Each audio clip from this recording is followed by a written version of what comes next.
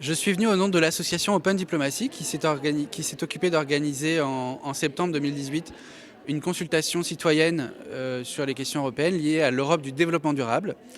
Et on a participé aux travaux qui ont des consultations citoyennes, donc faire remonter des propositions du terrain. Et aujourd'hui, c'était un événement important avec la secrétaire d'État Amélie de Montchalin pour bien comprendre comment est-ce que ces travaux ont été utilisés par le gouvernement français et puis plus largement par le Conseil européen. Et comment est-ce que la méthode assez innovante qui a vu le jour avec ces conventions citoyennes, ces consultations citoyennes, comment est-ce qu'elle allait être employée dans la durée pour rénover la façon de faire de la politique en Europe?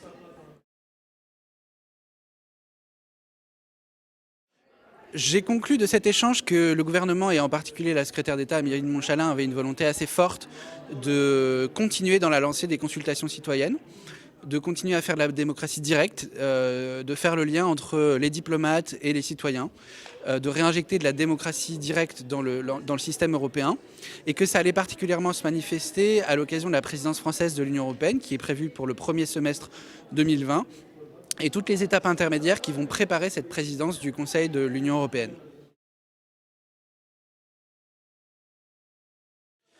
La conférence sur l'avenir de l'Europe est essentielle pour mille et une raisons. La première, c'est qu'on a un défi très clair à résoudre, c'est l'urgence climatique, et que l'urgence climatique à l'échelle européenne, elle ne peut pas se résoudre de façon désincarnée, de façon théorique sur des fichiers Excel. Elle doit se résoudre en prenant directement en compte les préoccupations des travailleurs qui peuvent éventuellement perdre leur emploi en fonction de comment le changement climatique modifie la structure de notre économie.